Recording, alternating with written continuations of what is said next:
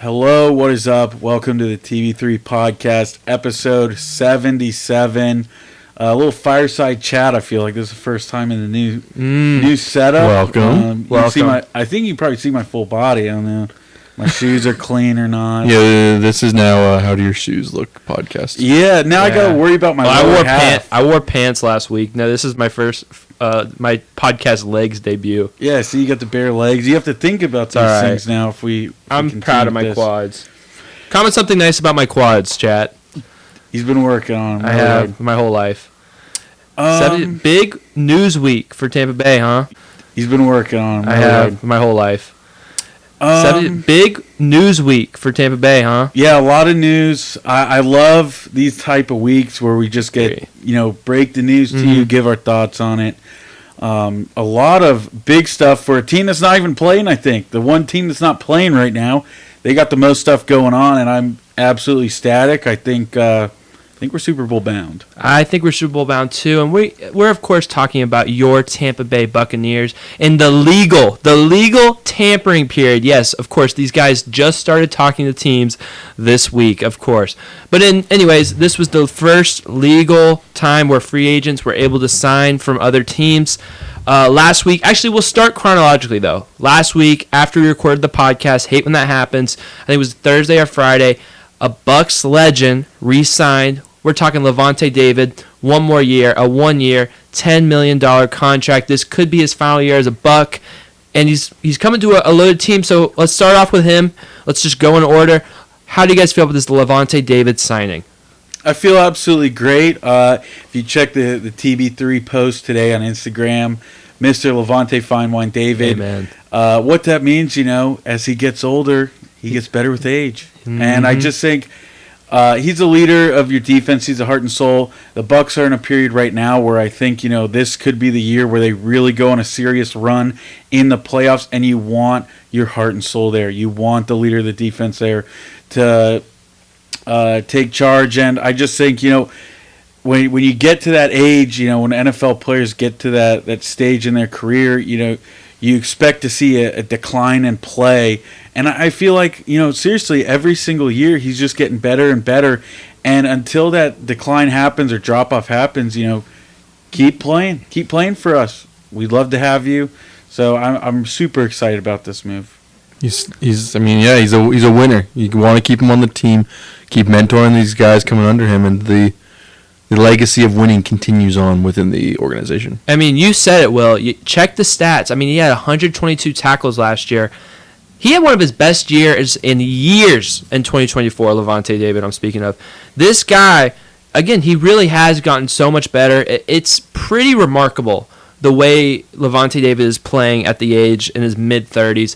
The way he's playing with the wear and tear on his body, having double-digit. This will be his 14th year with the Tampa Bay Buccaneers. That is no small feat for a linebacker, an off-the-ball linebacker who's chasing down running backs, receivers, going sideline to sideline. That is no small feat. He's definitely a legend. I would say firmly a top 7 Buc of all time. I would put him top 5. And it's just good to have him. And another thing that I'm excited about having Lavonte David in 2025 is, we'll get to it later, but now it seems pretty apparent to me that the Bucs will use one of their higher draft picks to pick an off-ball inside linebacker. And the, ability and, just the having Lavonte David in the door to be able to mentor a fresh rookie linebacker, a Servache Dennis who doesn't have a lot of NFL games under his belt. Having Lavonte David in the door is going to do wonders for these young players. I hope they can stay healthy. I hope the Bucs can, get these guys and put them in positions to succeed. And I'm just excited to have Lavonte David for his play, but also his mentorship for the future of Bucs linebackers. Mm-hmm. So, I mean, we'll grade all of these ones. Lavonte David, 1 year, $10 million. I'll say it. It's an A+. A+. A+. I mean, it can't be like a not A+. Like, it's an A+. So, we're going chronologically, so we're not going to get the biggest ones, but yet, but a smaller one, but maybe one that is, it's very, very impactful that happened, pretty much first thing on Monday was offensive guard Ben Brederson. Starting offensive guard Ben Brederson will announce he will return to the Tampa Bay Buccaneers on a 3-year, $22 million contract. The Bucs offensive line, it's well known how successful they were last year. They did such a good job, protecting the quarterback, creating holes for both those Bucs running backs, all three of the Bucs running backs actually. So Ben Brederson being re-signed cements the fact that the Bucs will have their same five, their entire offensive line back for the 2025 season. So how do we feel about this signing, guys? You go back to last year when they picked him up, and there was definitely a battle for that guard position.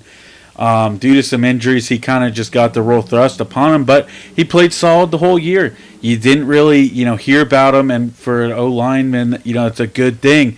You don't want to hear his name. You don't want to hear him giving up sacks. And I think he did solid enough. And there was really no concern for me going into the offseason of, we got to fill that position, we got to replace him. He did solid, and I think it's just a good move for the Bucs. Yeah, to kind of pile on some of the impressive stats about this Buccaneers offensive line. The Bucs were third in the NFL, averaging 5.2 yards per rush. Again, Ben Brederson, huge part of that. They were fifth in the NFL with averaging over 146 yards per game, 146.5 yards per game, fifth in the NFL. And again, they were fourth in the NFL in scoring, 29 points per game.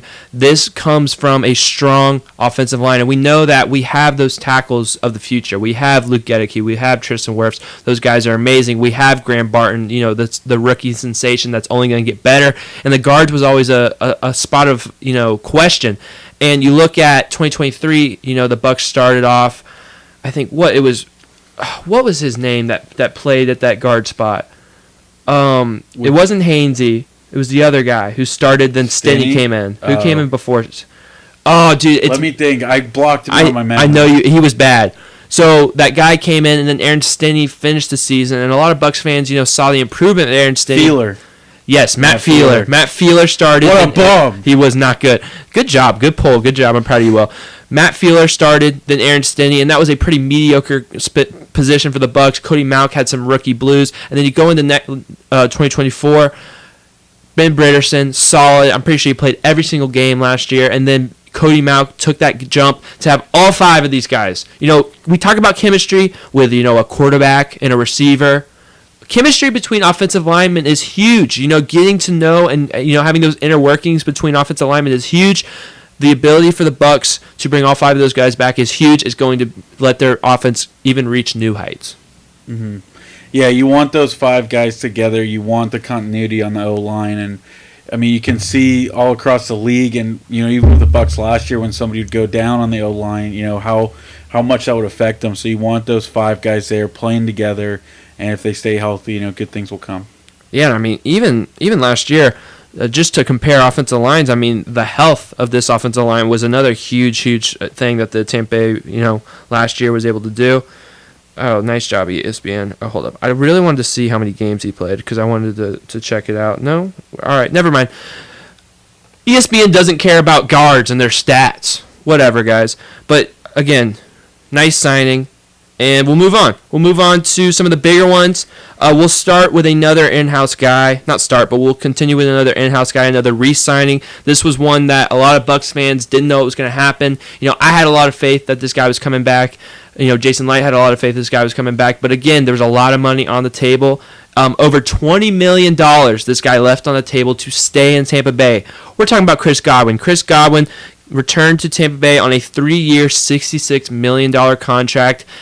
Really good deal. Something that's pretty similar to what Mike Evans signed last year, AAV-wise. Man, just good to have Chris Godwin back. He'll be coming off that dislocated ankle injury, but he was still slated to get a lot of money. But he chose Tampa Bay. He chose the team that he's been played with his whole entire career. And, how do you guys feel about the signing?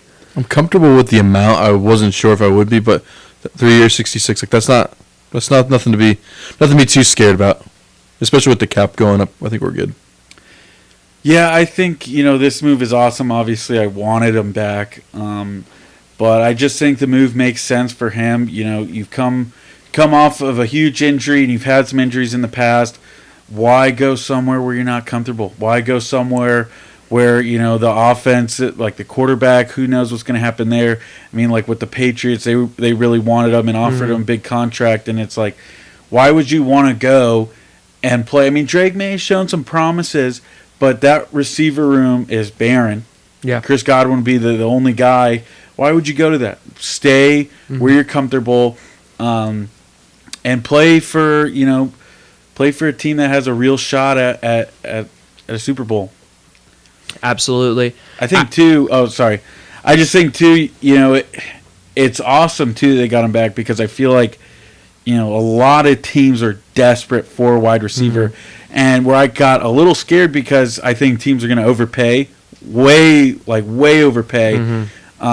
You look all across the board, teams are desperate for like a wide receiver one or a solid guy. And then T. Higgins got franchise tag, which made Chris Godwin probably the most desirable wide receiver on the market. So for the Bucs to be able to keep him, again, it's so huge. It's so huge to come back next year.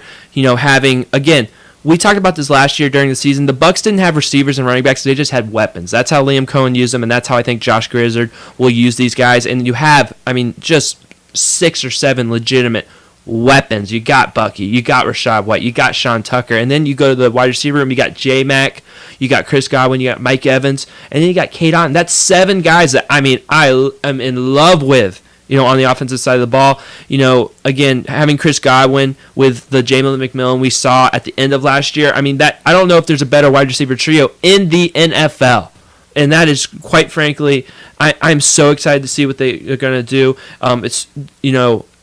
Everything is set up for Baker Mayfield on the offensive side of the ball to replicate and maybe even improve what this offense and what he did last year. And for me, I think this was one of those moves that kind of signified to me, made me think, Jason Light, is there a better GM in Tampa sports history than Jason Light? You can think maybe Stevie Y, but what Jason Light has done to keep franchise players around is something we have never seen in Tampa Bay sports, whether it's the Bucs, the Rays, or the Lightning. Steven Stamkos, he didn't finish career. Derek Brooks, he didn't finish. Warren Sapp. He did, but he went out. On very bad terms, yes. Derek Brooks. Yeah. Warren Sapp went to another team. Rondé Barber is the only prominent player that has stayed, and now we have, it looks like Jason Light will be able to keep Godwin, Evans, and David for the entirety of their careers. That is so impressive. That is something we never see as Tampa Bay fans. Never. And for Jason Light to do that, have the Super Bowl under his belt, be able to rebuild a team out of cap hell, I just can't say enough positive things about Jason Light. Yeah. Are you willing to give some credit to Mr. Todd Bowles? I am. I feel like that, give Jason Light all his flowers, his credits. But, hey, these guys still have to play under the head coach, and all these guys are willing to come back. And I think you got to look, maybe you listening right now have had your differences, but here's guys who are willing to come back and play for Bowles. Absolutely. He has created a locker room situation that people love to be in. And I think that's more valuable than the X and O's a coach can bring, in my opinion. Yeah, that's what you have your coordinators for. We can disagree with some of the defensive play calls by Todd Bowles, but at the end of the day, the culture that Todd Bowles has built with the Buccaneers is something we've never seen in Tampa before. Not for this long. Not for 4 straight NFC South division champions. Not for a Super Bowl ring. Not for 5 straight playoff appearances. We've never seen this. So you got to give Todd Bowles. You got to give Jason Light. You got to even give Bruce Arians back in a couple of years ago for setting this foundation. All of those guys, a lot of credit. I'm just so happy to see the Bucs in this era of success and being one of the best run franchises in the NFL. All right, so speaking of free agency, we've talked about all these guys returning to the Tampa Bay Buccaneers, but there was a key addition. This might be one of the biggest additions in the whole offseason from all of the NFL, the 32 NFL teams, and that was outside linebacker, edge rusher extraordinaire Hassan Reddick He played for the Eagles and he played for the Jets last year. Had a little bit of a contract holdout, dispute. But before that, in the last 5 years, Hassan Reddick has had 50.5 sacks over a 5-year stretch. 4 straight years of double-digit sacks in a row before he had a down year last year. But again, he missed all of training camp due to a contract holdout. Signs for a 1-year, $14 million contract to be an edge rusher opposite of Yaya Diaby. How do we feel about this move? I'm absolutely excited for this move. I think that's just a need that the Bucs desperately had, and they addressed it. And they made a huge splash, too. You didn't get a guy who, could battle for that position or kind of be a holdout maybe for a draft pick. No, you got somebody who will start right away and make an impact. And I think, there could be some people listening and go, well, you look at what he did with the Jets last year and he had some locker room issues. I think you got to throw that out the window because the Jets might be the worst run franchise in the NFL. Probably one of the worst in sports. What problems did the Jets not have last year? Exactly. The coach, I like Robert Saleh, but he sounded like a nutcase, just some of the stuff he was obsessed with. He had Aaron Rodgers. When he was there, was he high? Was he sober? We don't really know. He could have been on another planet playing half those games. The owner seems a little wacko. I wouldn't want to play there either. And I think, they treat him poorly. This was a guy, you look at 2022, 16 sacks. 2023, 11 sacks. Huge, huge impact player for the Philadelphia Eagles. Helped them get to a Super Bowl. That's the type of guy you're getting. Don't worry about the Jet stuff. I think it's the biggest move we made on the defense since Jarrell Rivas. Is that fair to say? As for free agency and bringing in another player, that's completely fair to say. I mean, and I've been stoked for both deals. Well, just quick thinking. Really, not a lot. I mean that Super Bowl defense. Was J.P. built. Peterson and Jason Pierre-Paul. Jason Pierre-Paul might be Sue. Those two are the only others I can think of. Yeah, those would be. It's on par with that for sure. It's on that same level. I think for me it's like the next level up to where I'm saying Jarrell Rivas. Shaq Barrett. It probably Shaq, but the difference is Shaq Barrett was not that type of player until he got to Tampa Bay. He was a role player, a role rusher in Denver. Yeah, but he also was playing with Von Miller. Yeah. And he was a good player. But I wouldn't say he was a premier rush guy until he got to Tampa Bay. That's fair. So I think, again, I don't think there's going to be any edge rusher for the Bucs who did what Shaq Barrett did in 2019 anytime soon. That was special stuff. My favorite part about this deal is we've talked about it on the show. We've talked about it even demeaning some of our own players or just kind of noticing it. But players play differently on contract years. And, last year, the holdout, in the NFL, I think holding out has proven to not really work for players and not be beneficial for them. That's just my opinion. You guys can do whatever you want. It's your own money. It's your own career. But the holdout didn't really work for Hassan Reddick. And he's 30 years old, right? So he got a 1-year deal for the Tampa Bay Buccaneers, $14 million. That's a solid rate. However, at 30 years old, this is pretty much Hassan Reddick's last chance to lock up a multi-year contract. He'll probably look. I don't really even expect Hassan Reddick to be a Tampa Bay Buccaneer for more than a year. I think this will probably be our last year with him, unless something happens, unless his year goes poorly, which would stink. But I expect it to go well, and I expect because he's pretty much in his last leg of getting a multi-year contract to get that big $15 to $20 million a year contract for 3 or 4 years. This has to be his best year. He has to come into this year, and play his best football. And I think the Bucs are going to benefit from that. I think it's a well-strategized deal. I think it's going to, he's going to fit right into Todd Bowles' defense. And having this pass rush for this defense. We talk about all these things, the quarterbacks, there's no depth. Why is Todd Bowles blitzing so much? Why is Todd Bowles blitzing not enough? Why is this guy in man coverage? Why is yada yada? Why is the middle of the field always open? A lot of those problems are going to go away if you can get pressure with 4 people. And we've been telling you that for years. We've been telling you that all year. And if Hassan Reddick plays, with his hair on fire like I expect him to, I think this could be probably the biggest move of the Bucs offseason. Also, just to note, I think we talked about this Lavonte David, but I think getting that edge rusher in free agency kind of points to the fact that the Bucs will probably go either corner or linebacker in the first round. In my opinion, I think they will go with that linebacker. I think we need to do a post-free agency mock draft. That was fun on the Instagram. So follow the Instagram and maybe even send us a mock draft you guys do. That would be awesome. But I think they either go inside linebacker or corner. I think the board has better inside linebackers, but I don't know if you agree, disagree, or anything.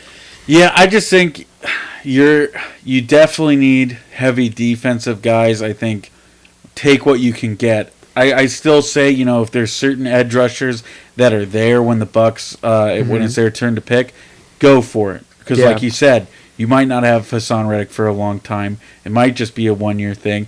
So just get a guy while you can. If there's somebody there, So I don't think necessarily like, oh, now they're going to go linebacker and corner. They can still go edge, and I don't think it would be a bad pick. That's a good point. It also allows the Bucs to have a lot more flexibility when it comes to the draft, where they kind of can just sit there and take the best player on the board on the defensive side of the ball. If it's an offensive guy, I'm going to be a little upset. Unless it's T-Mac.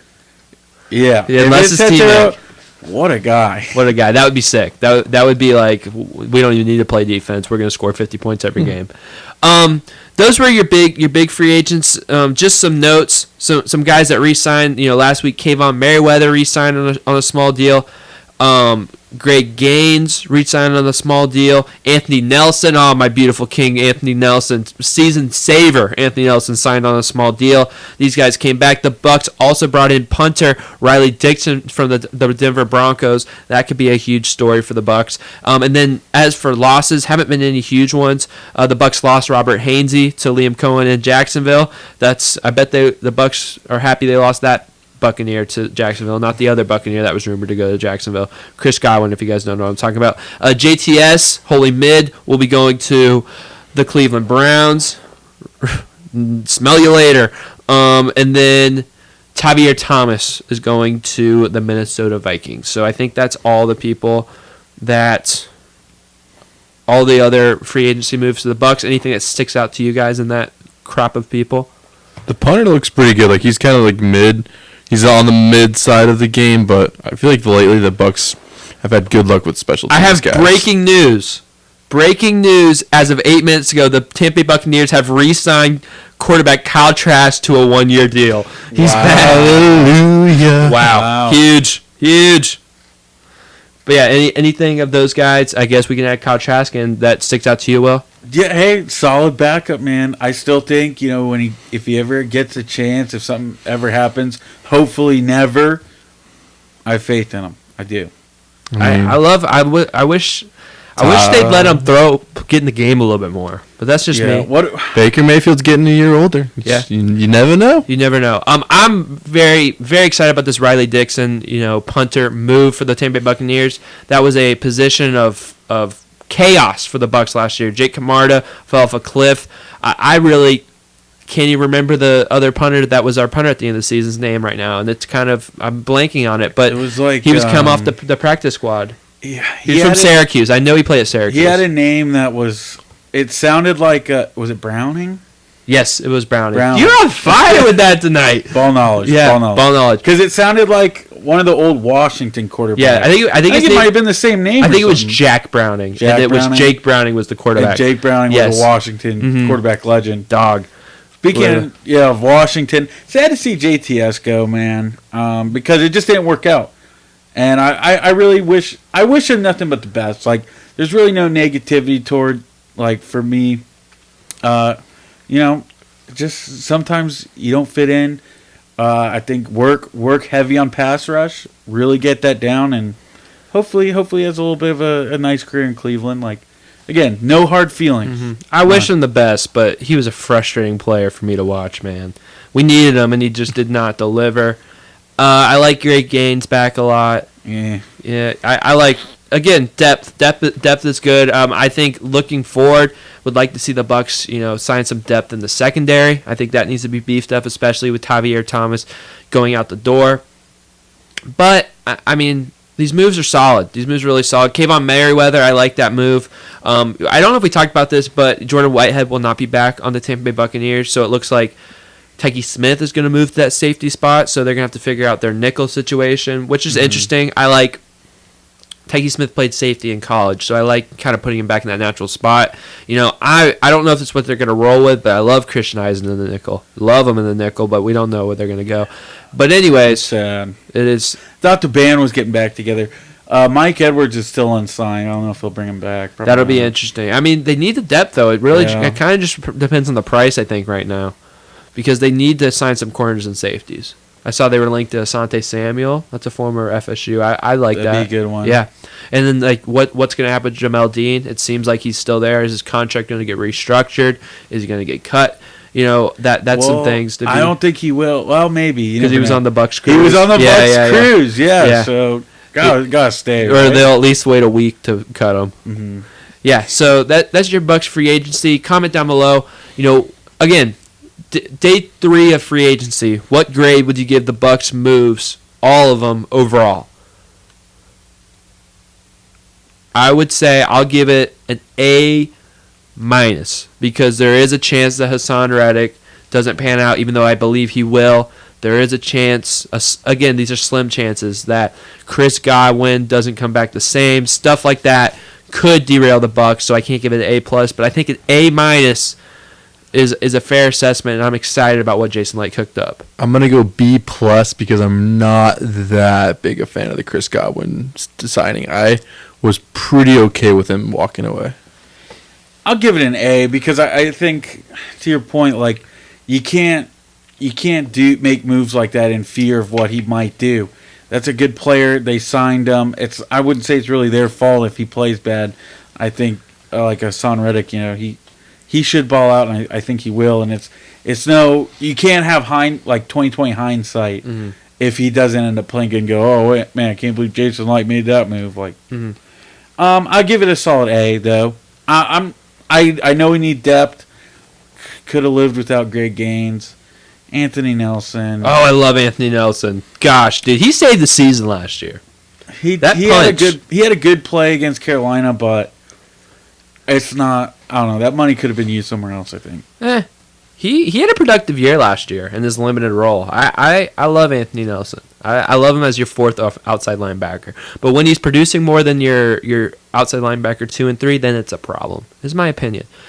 Depth in the secondary is what they need to do, whether it's the draft or the free agency. But we're high on these free agent signings, and we're also high on the Tampa Bay Rays because it looks like we might get sold. Stu Sternberg really, really might sell the Tampa Bay Rays. It was reported that Rob Manfred and the other MLB owners are putting pressure on Stu Sternberg to make the deal, and Stu Sternberg really doesn't want to make the deal, so he's probably going to sell the team. There's some ownership groups that have stepped forward. Joel, what is your insight on this subject? So from what I understand, from what I'm hearing from people, is that there's 2 groups out right now. One group is more Tampa-based, one group is more St. Pete-based. And when I say St. Pete-based, they're the group that is saying that if they were to buy the team, they would be willing to go through with the deal that's already, technically speaking, it's on the table with St. Pete and Stu Sternberg. But if Stu Sternberg steps out on this, I don't know if that deal is still on the table. As well, that deal, the deal with the stadium and the money that would be going forward from St. Pete and the county,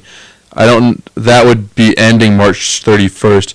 So assuming that the deal doesn't go through by then, I don't know if St. Pete's willing to step back up to the plate for that stadium deal. So from what I understand, they're the leading group. And then there is a group as well that's more Tampa-based, saying that they would build in Tampa, but they are kind of still in their infant phases. So I don't know how much they're in competition for all of this, but that's interesting, just those 2 there. Now the question is, how willing is Stu to sell this? Is he going to go to the final straw, the final moment, the dead of night to sell this team? Like, could this happen within the season?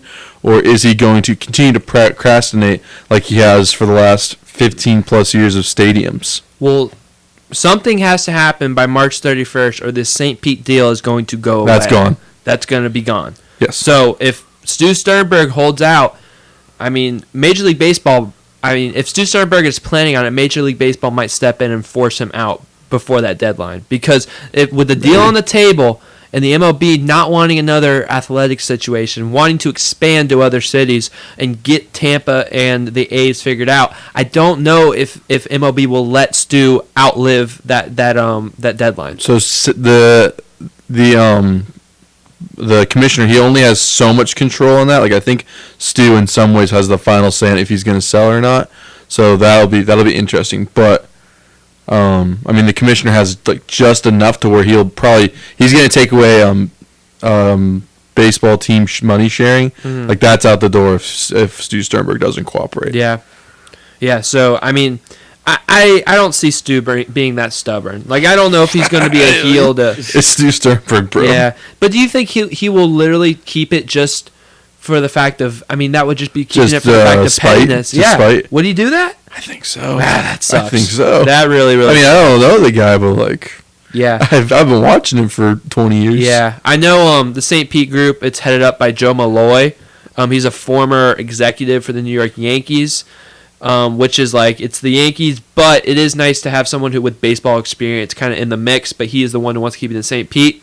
We've all expressed that we want to keep baseball in Tampa Bay first, but we would rather have it in Tampa. And has he said that he wants to keep it in St. Pete, or is he just saying that he is willing? I think it's just that he's willing to go through with the deal on the table I thought the verbiage there's so much money up front. I thought the verbiage was they're going to pursue that deal.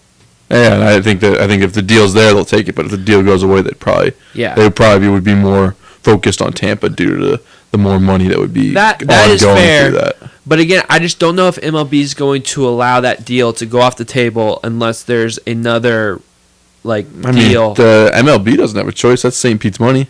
St. Pete can say, "Sorry, it's April 1st, putting our money back in our pocket and taking our ball home." But I don't know if I don't think it's going to get to April 1st. I think something's going to happen before then. I don't think Rob Manfred and the other MLB owners are going to let that That'll be interesting. I think that's where I think we're going to see big news. It'll be interesting to see if Rob Manfred has enough power over it, and I hope he does. I really do too, because that is what has kind of pushed Stu to sell. It's the MLB, the owners, and Rob Manfred.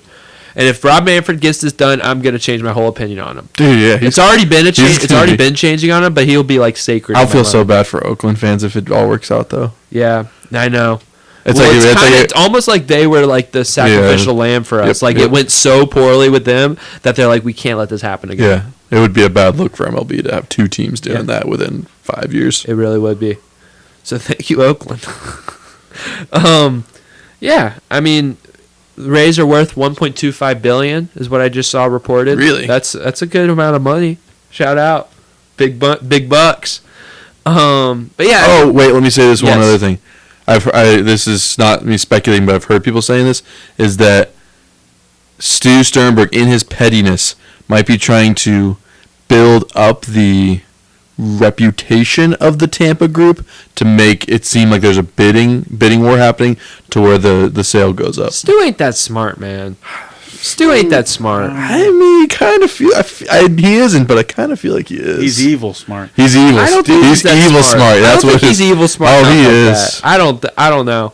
Come on, I mean, like with the whole banner in the playoffs, like he knew that wasn't gonna work. That was just evil, conniving. Look, I almost think he's dumb. I think he's dumb enough to think that would have worked.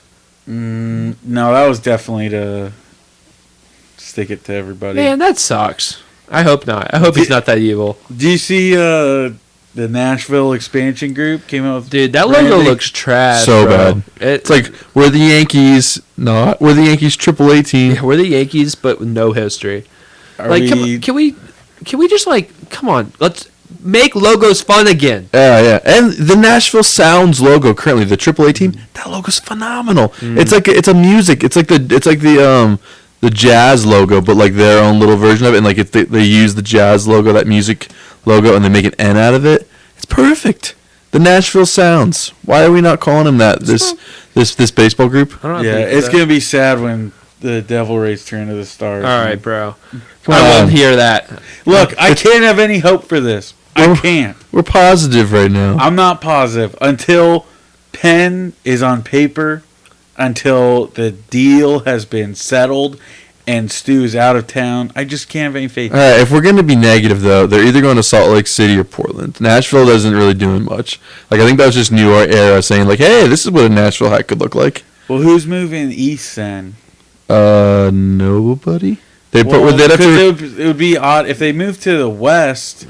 Be somebody that goes to the they would have to Eastern they would have to realign. There'd be a realignment. That's what I'm saying. I think the rule. No, Eastern. so the Tigers would go back to the East, and Astros Central or something. Astros Central, something like that. But Tigers to the East, they've wanted that for a while. Because they're like long time rivals were the Red Sox and Yankees. The only reason, here's the irony, the only reason they went to the Central was because the Rays came into the East. So how about that for revenge? It's like, screw you, Rays, we're the Tigers. I don't know. Yeah. I don't see. They need to keep their South market strong. They have nothing. They got to keep the Rays, and I think they want to go Nashville. You say that's smart that you say that, because with ESPN walking out on them, they want to be able to go to their next buyer and say that they have the top, I don't remember the number, top 15 or something like that, top 15 markets. And if Tampa's taken away from that, they don't have the top 15 markets. Interesting. That's good. That's another tidbit of hope. Yeah, that's a tidbit of hope. Joel is being positive right now. I'm going to listen to him. He's being positive. What do you think society would be like if the Giants moved to Tampa back in the day? Oh, that'd have been amazing. For a while there was a Tampa Bay Giant shirt on my Facebook feed, and it was like $200, but I wanted it so bad. But you know what's about to be $200 on my Facebook feed is my Here to Stay shirt. Yeah, he might sell that for big money. It's so ugly though. Yeah. It's like, it's so ugly though. It's the worst. It's so ugly. Yeah, so that's kind of your update on Stadium. That's kind of, what's going on. We will keep updating you with our TB3 episodes. Follow us on Instagram and socials for the quicker updates, because we had posts out on those socials about this, pretty immediately. But it's big news. Big news for the Stadium. Exciting. Very, very exciting news.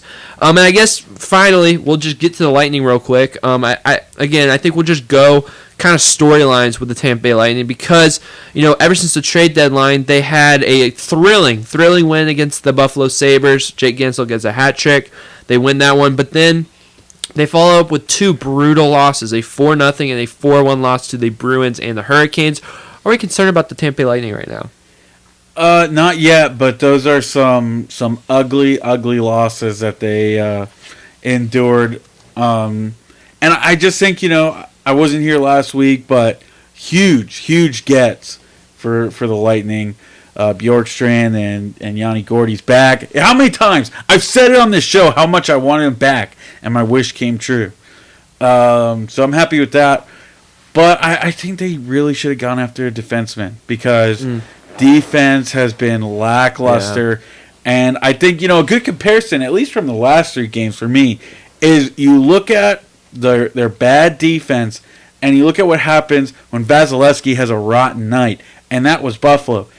Yes, the Lightning were able to come away with that win, a lot of scoring. Vazzy shut it down in the third period, but there's a lot of those goals where he wanted them, probably wants them back. Mm-hmm. They were bad, top shelf, out of position on a couple, especially. I think it was the first one. I think Ray Ferrari even said on the broadcast, like, he was way out of position on that for no reason. But then you see, when he's on in the next two games and the defense still plays bad, you go, if he had one of those nights like he did with Buffalo, and it was Boston or Carolina, they're losing 7 or 8 to 1 or nothing. Yeah. So I just think defense is really concerning.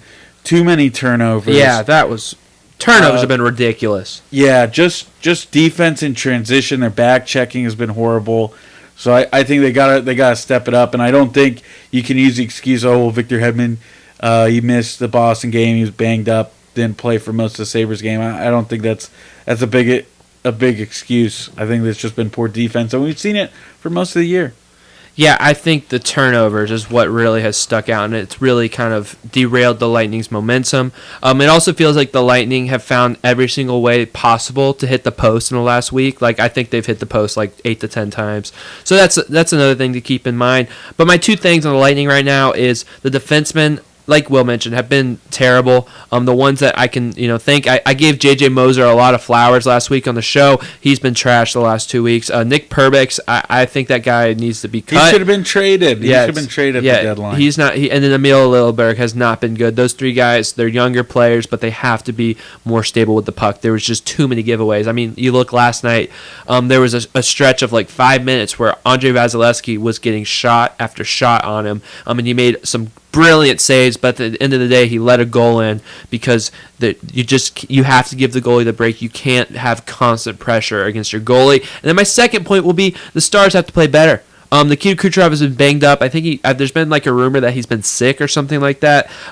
He's been been playing well. Not been playing well really at all. He's, again, another player that's been sloppy with the puck. And then the last week, Braden Point has been non-existent. The only star that I can really, hear his name is Jake Gensel. Braden Point and Nikita Kucherov have to be better if this team wants to win. Their defensemen have to be, more solid with the puck. I am not overall concerned yet. I think we've seen these lapses. The Carolina is a very good team. Boston, that's a fluke game. I think the Lightning could easily win a couple games and we can forget this stuff. I'm not fully concerned just yet, but again, it's looking like that team that wins 3 and loses 3 right now, which is unfortunate. I thought we were kind of past that. I'm a little bit concerned. Like, I thought that the Buffalo game was kind of the game that kind of broke us out. Like, we started off poorly and then we come back, but the games after that have been pretty much the same as the games that we'd lost. I think the game we had lost before that. So what is it now? 4 of our last 5 games have been pretty concerning looking. Mm-hmm. And one of the biggest takeaways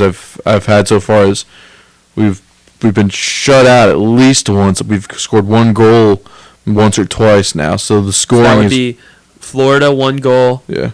Boston 1 goal. Boston 0 goals. Carolina 1 goal. So that'd be 3 out of 5. You'd be 1 goal or less. So the scoring seems to be completely gone aside from the Buffalo game, and the Buffalo game seems to be the odd game of all of them. So and Buffalo's probably the worst team at all. The worst team as well. So none of them are really. Yeah, none of them are world beaters. So Carolina, nice. Jinx.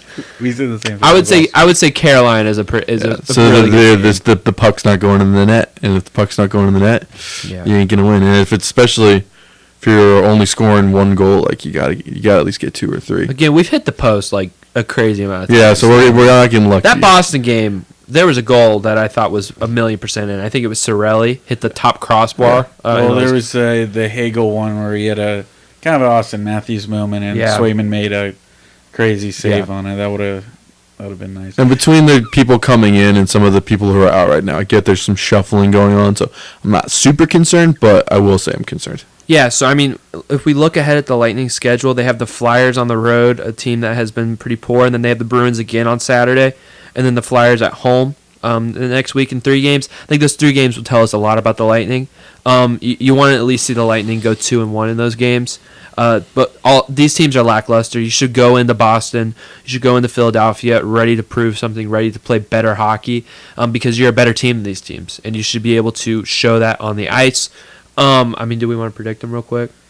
Yeah. We got anything else? Yeah, I just think, add on to your point earlier, I think, really, I mean, the guy, he didn't even score, but I think Hagel's really been your only source of offense the last 2 games. Even Gensel and Point were pretty non-existent, and we've come back to this point over and over since we started the show. Is like you can't only rely on Kucherov to be your source of offense, because when he's not, I feel like the team crumbles and you can't get anything. Especially the Boston game. I mean, the first 4 minutes into the game, Tampa had 11 seconds in Boston's zone. Man, and for most of the game, it was just go down the ice, take a shot, repeat, rinse, repeat. And Boston was controlling, most of that game. And I just think the offense can't die if you don't have Kucherov or something happens to him or if he gets injured. These guys got to step up. And I think, shout out to Hagel, at least I think he was really, the lifeblood of the team the past 2 games. Chernak was really good last night, too. And I'll say one more thing. The power play, it's still gone. I thought the other day we got a goal, I want to say in the Blue Jackets game, so I was like, hallelujah, it's over. But I would imagine we're either 0-4, we only have like 1 goal since then. Yeah, they were definitely sleepwalking against Boston. And the concerning part is it kind of translated into Carolina. So you want to see the Lightning kind of break that trend because the slow starts and the poor offense, there hasn't been a lot of quality opportunities in those games. And it's due to the fact that the Lightning, anytime they try to get in the neutral zone, they lose the puck, or they're just not getting the type of zone entries, and they're not, again, a lot of penalties taken too in the last couple of games, especially against Carolina. That hurts your offense. So all of these things are kind of contributing to the lackadaisical Lightning, play, and they have to improve of that. Do we want to predict these 3 games? On a bright note, though, Yeah. Jake Gensel. Love him. I mean, Did you see that goal? Hold on. yeah, Catches it midair. yeah, Drops it down off the backhand. yeah. And then. He got a hat trick in a my period. Goodness. It was a period, and he got a hat trick. My jaw dropped watching that. Yeah, it was crazy. That felt like the moment of like, man, the Lightning are so back. They just played their worst game ever, and they still won. And Oliver Bjorkstrand scored a game-winning goal in his debut. It's all Assisted gonna by be Jan good. Gord. Yeah, it was awesome. And then it's like, what happened? Like, what has shifted? It's just it feels funky. I'm gonna say it's a funky fluke. That's what I'm I gonna hope say. so. I really do. I hope so. they didn't peak at the wrong time. Yeah. Well, they have Dare I time. say it. They have time to dip and then get back up. Yeah, because the Play. season goes all the way to like April 17th, I think. It's a longer season. Wow, you were spot on. April 17th. I looked at it earlier today. Spot on. I'm gonna say the Lightning. Lightning win all 3. I'll go 2-1, and Boston scares me a little bit. I think we're losing to that one. They better not lose to Boston again. I think I'm gonna be pissed. I think that's just Boston for us. Boston is our dad. Oh man. 2-1, they lose the Flyers on the road. Okay, that's fair. That'd be a 3-game losing streak if they lose that first game against the Flyers. Oof. Come back with a vengeance against Bruins and Flyers again. We shall see. It's your Lightning talk. I mean, let us know down below. Are you concerned about the Lightning? What's your level of concern? Someone told me the other day, like how doctors talk to kids. Like, are you a nervous face? Are you a straight face? Are you like a slightly nervous face? Are you like a frown face? Are you still smiling from the trades? Like, tell us your concern about the Lightning. Stuff like that. Yeah, and I think, too, it's like, losing happens. You play 82 games in a season. Yeah. You're going to lose games, but I just think we're only talking about because the losses have been bad. Horrible. Bad losses, so Absolutely horrible. it's worth losses. noting. Yeah, non-competitive. No, yeah, they were brutal. I wiped that Boston game from my memory. That was horrible. Blue line goal against Andre Vasilevsky. What was he doing, actually? I don't. I really want to know, like, what was he... Because they said, too, like, he thought he had extra time and he didn't. But, like, where are you going, bro? Where are you going? It was. You see somebody in the stands? It was or just the something? epitome of what happened on Saturday in Amalie Arena. You had to go take a smoke break or something like, dude, Yeah, like, where are you going? he You stay in He needed to scroll on this phone. He needed a scroll break. How we got a goal just before that? We were close. We didn't get any goals that Oh, game, no, but we were pushing, and it Okay. was like, We were pushing because I felt good. Yeah, and I was we're like, pushing. Oh, no, blue line no, goal. we're not. The deficit's doubled. Yeah, man. Yeah. So hopefully the Lightning don't do that again, and they play better. And that's episode 77 of TB3 Sports Talk. So again, follow us on the socials. Comment down below your thoughts on Bucs free agency. Comment down below. Are you as positive as we are, or at least as me and Joel are, about the Rays Stadium updates? Are you concerned about the Lightning, or are you okay? Are you going to be all right? Do we need to relax and let the boys figure it out on the ice? All those things. We value your thoughts and your time and all that stuff. We value your watching. We appreciate every single one of you guys on any platform that consumes our content. And yeah, that's episode 77. We hope you guys at home have a beautiful and blessed night.